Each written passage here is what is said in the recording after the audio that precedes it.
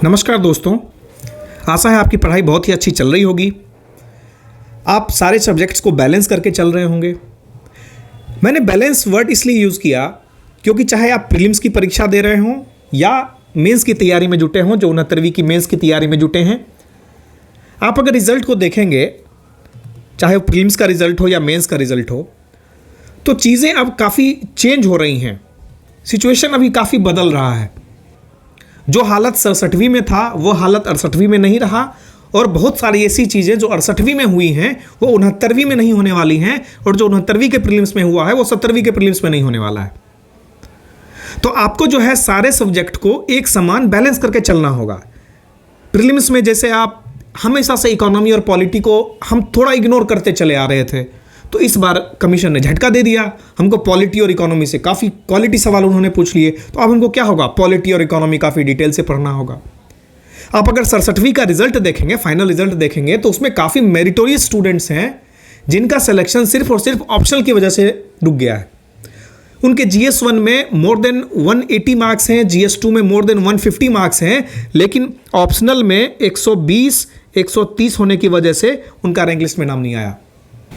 एक तरह से कहें तो शायद कमीशन कुछ सब्जेक्ट्स को लेके बायस था इस बार, लेकिन ठीक है, अब तो वो सिचुएशन नहीं रहा। 68वीं से वो वाला सिचुएशन खत्म हो गया कि ऑप्शनल को लेके इतना टेंशन लिया जाए। अब तो हमारे पास ऐसे का एक पेपर आ गया है। तो आपको ये ज़रूरी है कि आपको सारे सब्जेक्ट्स को बैलेंस करके चलना होगा, क्योंकि आपको पता नहीं है कमीशन झटका कहाँ पे देगा। ठीक है, तो जो प्रीलिम्स की तैयारी कर रहे हैं उनसे मेरा आग्रह है कि आप जो है जितना फोकस हिस्ट्री में कर रहे थे उतना फोकस आप ज्योग्राफी में भी करिए, उतना फोकस आप इकोनॉमी और पॉलिटी में भी करिए। उनके स्टैंडर्ड बुक्स को पढ़िए, उनके स्टैंडर्ड क्वेश्चंस को बनाइए। ठीक है, जो भी UPSC के प्रीवियस ईयर क्वेश्चंस हैं जो थोड़े इजी टाइप हैं उनको ज़रूर बनाइए। तो उसी तरह अभी जो 69वीं का मेंस दे रहे हैं, ये वीडियो स्पेसिफिकली आपके लिए ही है कि अगर आप इस बार मेंस दे रहे हैं, आपको ये ध्यान रखना है कि GS1, GS2 और ऐसे इन तीनों पेपर को अगर आप देखेंगे तो GS1 में आप ज़्यादा कुछ नहीं कर पाएंगे, क्योंकि जो स्टैट वाला पोर्शन है उसमें मैक्सिमम आदमी परफॉर्म करेंगे। जो सेक्शन 1 है, हिस्ट्री वाला एरिया है, उसमें भी मैक्सिमम आदमी परफॉर्म करेगा। ह्यूज क्वांटिटी अवेलेबल है, कंटेंट अवेलेबल है, लोगों के पास राइटिंग स्किल है हिस्ट्री में। आप ज़्यादा उसमें कुछ कर नहीं पाएंगे। अगर आप कुछ ज़्यादा एडवांसमेंट कर पाते हैं तो करंट अफेयर वाले सेक्शन में करेंगे। आप अगर अच्छे से चीज़ों को प्रिपेयर करके गए हैं, मल्टी डायमेंशनल आपका अप्रोच है, तो जिस तरह का क्वेश्चन आया 63वीं में, अगर उस तरह का इस बार भी आया और आपकी लिखने की स्पीड ज़्यादा है, तो आप GS1 में सेकेंड वाला जो करंट अफेयर वाला पार्ट है इसको भी आप आराम से टैकल कर सकते हैं। GS2 में देखें तो GS2 में पॉलिटी वाला जो सेक्शन है, GS2 हमेशा से एक सिरदर्द रहा है BPSC के पॉइंट ऑफ व्यू से, है ना। BPSC में हमेशा इसमें मार्क्स जो है ना काफ़ी एवरेज तरीके से आते हैं। वैसे टॉपर्स के 160 165 तक नंबर आए हैं इसमें, लेकिन जहाँ तक देखें एवरेज मार्क्स तो वही 130 140 के अराउंड घूमता है इसमें मार्क्स। तो इसमें आप काफ़ी अच्छा लिख भी लें, फिर भी मैं समझता हूँ कि इसमें आप 150 नंबर क्रॉस करना बहुत ज़्यादा हो जाता है GS2 में।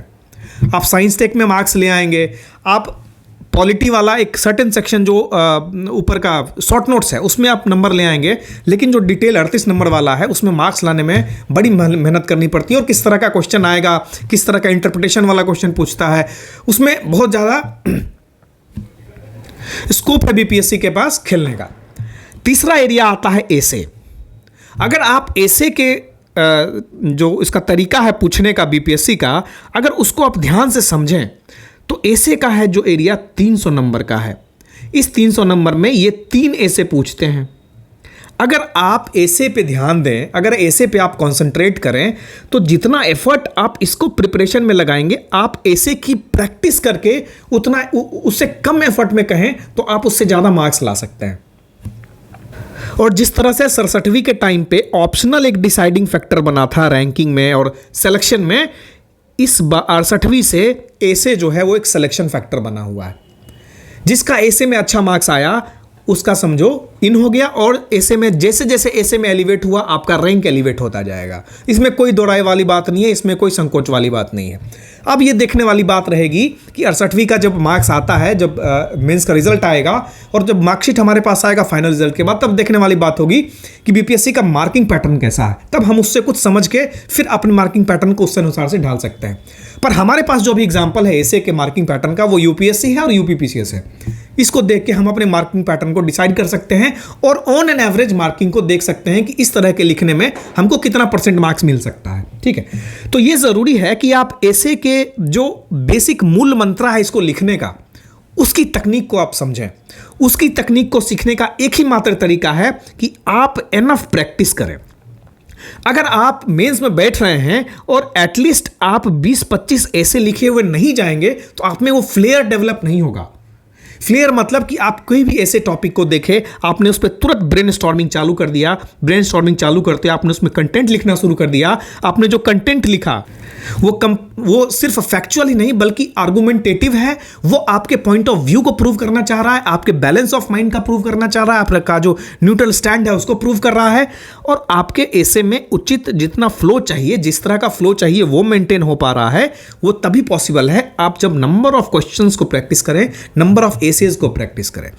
तो एक तरीका है कि आप एसे को प्रैक्टिस करें, और आपके जो कोई भी दोस्त हैं जो सीनियर खिलाड़ी हैं, जो 2-3 बार से मेंस देते आ रहे हैं, या जो सर्विस में हैं, जो ऐसे लिख के सर्विस में गए हैं, जो यूपीएससी क्वालिफाइड हैं, या इस तरह के कोई अगर मेंटर हैं आपके, तो आप उसको लिखिए और सही से इवैल्यूएट कराइए। ऐसे में सबसे इंपॉर्टेंट होता है इवैल्यूएशन, क्योंकि एक ऐसे को इवैल्यूएट करने में आप समझिए, अगर ठीक ढंग से इवैल्यूएट किया जाए तो आपका सिंगल ऐसे जो होगा, जो आप 100 नंबर का ऐसे लिखते हैं बीपीएससी में, उसको कम से कम 1 से 1.5 घंटा लगता है एक ऐसे को चेक करने में, क्योंकि एक ऐसे को कम से कम 2 से 3 बार पढ़ा जाएगा। आपके लिखने के मर्म को समझा जाएगा, आपके बैलेंस ऑफ माइंड को समझा जाएगा, आप किस अप्रोच के साथ लिखना चाह रहे हैं।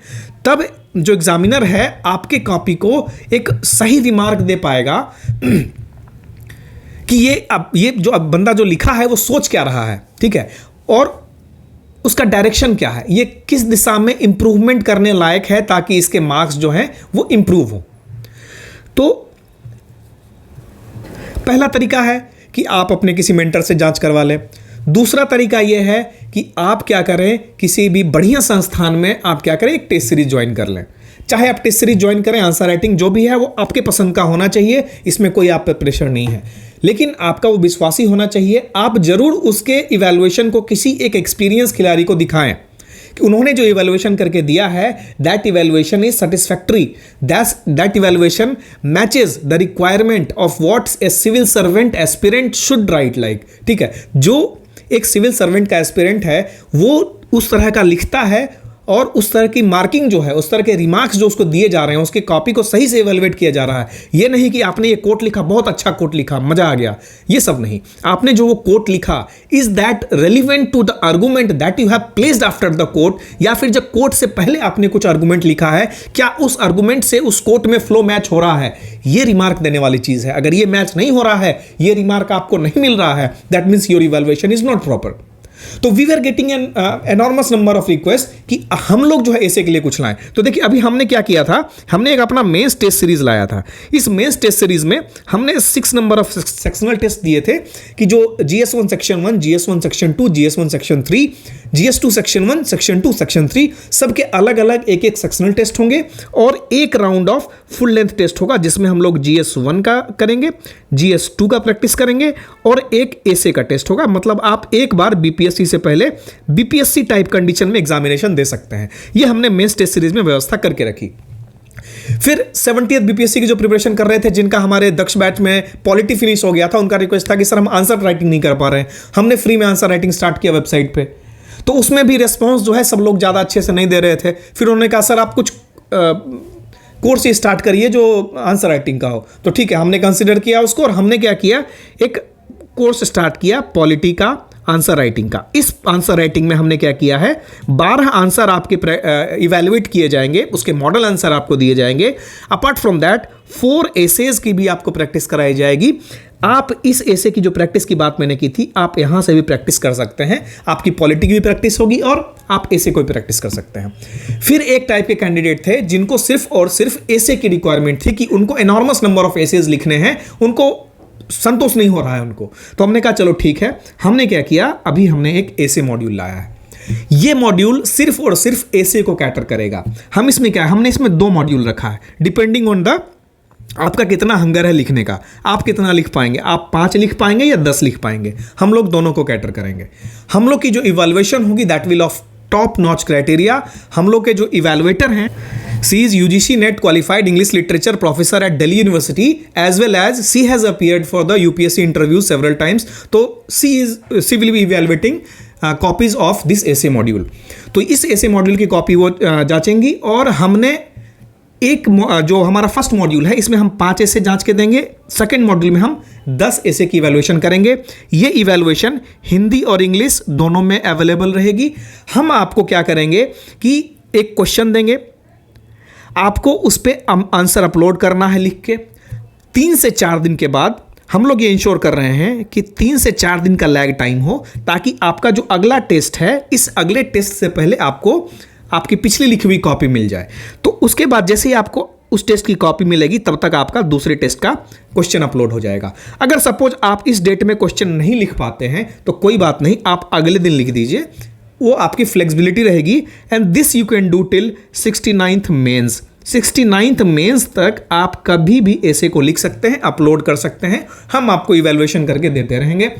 हम इसके अगर आपको लगता है कि आपकी इवैल्यूएशन सही से नहीं हुई है तो हम उसकी भी व्यवस्था करके रखते हैं। हम ग्रुप में रेगुलर इंटरेक्शन में रहते हैं, टेलीग्राम ग्रुप रहता है हमारा, उसमें हम रेगुलर इंटरेक्शन में रहते हैं। जो भी स्टूडेंट को लगता है कि उनकी इवैल्यूएशन प्रॉपर नहीं हुई है, they need to re evaluate their copies, उनको वो कॉन्टैक्ट करते हैं कोर्स इंचार्ज को। कोर्स इंचार्ज इंश्योर्स कि उनकी कॉपी रीसेट हो जाती है पोर्टल पे और उनकी कॉपी री इवैल्यूएट की जाती है। वी इंश्योर कि आपका जो बेसिक रिक्वायरमेंट है इवैल्यूएशन का वो सेटिस्फैक्ट्री हो। ठीक है। दूसरी बात ये कि जो हम ऐसे का क्वेश्चन देंगे, हम सिर्फ आपको क्वेश्चन ही नहीं देंगे। जब आपको एक दिन क्वेश्चन दे दिया जाएगा, उसके 1 या 2 दिन के बाद हम आपको डायरेक्शंस देंगे। हम एक पीडीएफ अपलोड करेंगे जिसमें हम आपको डायरेक्शंस देंगे कि इस ऐसे को किस तरह से लिखा जा सकता था, इसमें कौन कौन से एग्जाम्पल पुट ऑन किए जा सकते थे कि इसकी क्वालिटी इंप्रूव हो। ठीक है, तो आप उस तरह के सिमिलर एग्जाम्पल्स आप कोट कर सकते हैं। हम इसमें मॉडल एसेज नहीं देंगे, क्योंकि मॉडल एसेज में स्टूडेंट का रिस्पॉन्स क्या आ रहा है ना, कि मॉडल एसेज तो एक हो गया कि एक तरीका हो गया, लेकिन ऐसे का एक तरीका नहीं हो सकता है ना। जीएस का आंसर का एक तरीका हो सकता है, but there can not be a model essay. A model essay is like I am imposing my thinking on you, मैं अपनी थिंकिंग आप पे इंपोज कर रहा हूं। ऐसा नहीं होना चाहिए। आपकी थिंकिंग एबिलिटी डेवलप होनी है, तो मैं आपको डायरेक्शन दूंगा कि यहां पे आप ये आर्गूमेंट प्लेस कर सकते हैं, यहां पे आप उसका जो एंटी है वो प्लेस कर सकते हैं, यहाँ पे आप इस तरह का एग्जाम्पल प्लेस करिए, यहाँ पे आप उसका उल्टा एग्जाम्पल प्लेस करिए। इस तरह का डायरेक्शन करके हम आपको 2-3 पेज में उस ऐसे का डायरेक्शन देंगे। हम इसमें मॉडल ऐसे नहीं देंगे। हम आपको इवैल्यूएशन 3 से 4 दिन के में करके दे देंगे। अगर आप मॉड्यूल 1 में इनरोल करते हैं तो आपको टोटल 5 ऐसे आपकी इवैल्यूएट की जाएगी, 18, 22, 25, 29 और 2 दिसंबर वाली। ठीक है। अगर आप मॉड्यूल 2 में इनरोल करते हैं जिसमें 10 ऐसे का इवैल्यूएशन, तो आपकी इवैल्यूएशन जो है 20 दिसंबर तक चलेगी। आप बोलेंगे आपकी डेट तो 8 या 9 दिसंबर तक की है, तो अभी फाइनलाइज नहीं हुआ है। बीपीएससी की तरफ से जैसे ही कोई नोटिफिकेशन आता है, we are ready to modify it. हम लोग इस कंडीशन में हैं कि हम लोग डेली भी ऐसे के टेस्ट ले सकते हैं। तो we will remodify as soon as BPSC releases इस नोटिफिकेशन और final date of mains examination. तो हमने इसको फिलहाल 20 दिसंबर तक करके रखा है कि अगर आप मॉड्यूल 2 ज्वाइन करते हैं, अगर आपको 10 ऐसे लिखने हैं तो आपके पास सफिशिएंट टाइम हो, अपने आप को गियर अप कर सके, अपने आप में इंप्रूवमेंट ला सकें बार बार लिख के। तो हम आपके 10 ऐसे टोटल इसमें इवैल्यूएट करेंगे। तो हम जो इवैल्यूएशन करेंगे वो कहाँ करेंगे, तो हमारा क्या है, एक डेडिकेटेड पोर्टल है। उस डेडिकेटेड पोर्टल में क्या होता है, जैसे ही आप लॉगिन करेंगे आपके प्रोफाइल में आपके सामने आ जाएगा कि टेस्ट 1 ऐसे। आप जैसे ही उस पर क्लिक करेंगे तो वहाँ पे आपको एक अपलोड का ऑप्शन रहेगा, आप इसमें अपलोड कर देंगे। अपलोड होने के 3 से 4 दिन के अंदर, हम लोग कोशिश करते हैं 1 से 2 दिन का, बट हम लोग मैक्सिमम टाइम बाय करके रखते हैं 3 से 4 दिन। 3 से 4 दिन के अंदर आपको इवैल्यूएटेड कॉपी यहाँ दिख जाएगी। इवैल्यूएटेड कॉपी करके आप इसको डाउनलोड करें और उसमें आप देख सकते हैं आपका क्या रिमार्क है। अगर आपको कोई डाउट है तो हमारे कोर्स इंचार्जेस रहेंगे टेलीग्राम ग्रुप में, आप कोर्स इंचार्जेस से कांटेक्ट करके आप अपने डाउट्स को वहां प्लेस कर सकते हैं। या अगर आपको चाहिए कि आपका इवैल्यूएशन ठीक से नहीं हुआ है तो विल इंश्योर कि आपका इवैल्यूएशन ठीक तरीके से हो। तो इसमें हम लोग क्या करेंगे, 2 जूम सेशन भी लेंगे। बेसिकली एक जूम सेशन हम लोग रखते हैं कि जो स्टूडेंट है उनको पोर्टल से थोड़ा इंट्रोड्यूस कराया जाए।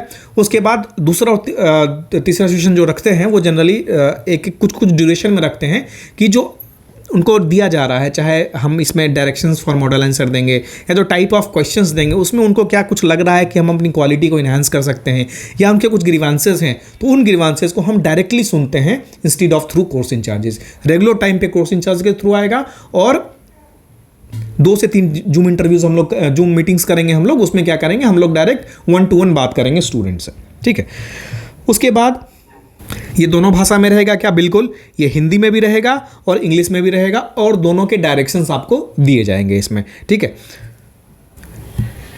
तो अगर आप इंटरेस्टेड हैं, आप ज्वाइन करना चाहते हैं तो आप इस लिंक पे जा सकते हैं, जो हमारा प्रोफाइल का लिंक, जो हमारे स्टोर का लिंक है वहाँ पे आप जा सकते हैं, वहाँ से आप डायरेक्ट बाय कर सकते हैं। अगर आपको कोई डाउट आ रहा है तो आप इन दोनों नंबर पे कभी भी व्हाट्सएप कॉल, टेलीग्राम या कॉल कर सकते हैं। इससे आपकी जो भी डाउट्स हैं वो क्लैरिफाई हो जाएंगी। बट ये इंश्योर जरूर करिएगा, आप चाहे इसको मत ज्वाइन करिए, इस एशे मॉड्यूल को आप मत ज्वाइन करिए, बट मेरा एक ही सजेशन है, अगर आप मेंस लिख रहे हैं तो प्लीज़ इंश्योर कि आप 10 से 15 एसे ज़रूर लिख के जाएं। आप 10 से 15 एसे लिखिए, आप किसी मेंटर को ज़रूर दिखाइए एक बार कि आप कहाँ लैग कर रहे हैं, ठीक है, ज़रूर दिखाइए। क्योंकि अगर आप स्टार्टिंग में ऐसे लिखना स्टार्ट करते हैं तो 100% उसमें लैग रहता है, क्योंकि आप क्या है, थोड़ा सा 2 पेज आप लिखेंगे ना, उसके बाद आपका ध्यान भटक जाता है। ये बिल्कुल श्योर रहता है, आपका जो तरीका है लिखने का थोड़ा सा डिविएट हो जाता है। तो वो डिविएशन दूर करने के लिए बार बार प्रैक्टिस करना पड़ेगा आपको कि सब्जेक्ट के अलाइन हम कैसे रहें, टॉपिक के अलाइन कैसे रहें। तो आप ज़रूर लिखिएगा 10 से 15 से, आप कहीं से भी लिखिए। इसके साथ साथ आप GS 1 और 2 की भी प्रैक्टिस करिएगा। और मेरा ये सलाह रहेगा कि जितने भी प्रीवियस ईयर क्वेश्चंस हैं उनको आप you must write all previous year questions at least once. आप इसको जरूर एक बार लिखिए, चाहे आप देख के ही क्यों ना लिखिए, लेकिन एक बार लिखिए ज़रूर। उसके बाद एग्जाम से पहले जो आपने लिखा था उसको वापस से 2 से 3 बार पढ़िए। ये सही तरीका है मेंस को अप्रोच करने का। और अगर आप मेंस लिख रहे हैं, पहली बार लिख रहे हैं, तो आपको ये भी समझना चाहिए कि उसमें हिंदी भी एक पार्ट होता है। आप हिंदी का कोई एक किताब ले आइए जो प्रीवियस ईयर क्वेश्चन का है, उस हिंदी का जो कंपलसरी पेपर होता है उस हिंदी के क्वेश्चन को आप देखिए, किस तरह के क्वेश्चन पूछते हैं वो, उसमें पास करना ज़रूरी होता है। और बहुत बार ऐसा देखने में आया है कि उसमें भी लोग 30 नंबर नहीं ला पाते हैं, 35 नंबर जो रहता है उसमें लाने का। तो अभी इंश्योर करिए कि लिखने की थोड़ी 1-2 पेज आप हिंदी में भी एटलीस्ट 5 दिन में एक बार जरूर लिखते रहिए। तो इस तरह से आप मेंस की तैयारी भी कंटिन्यू लगे रहिए। अभी बिल्कुल भी समय नहीं है सांस लेने का, लग जाइए और लिख डालिए। मिलते हैं अगले वीडियो में, धन्यवाद।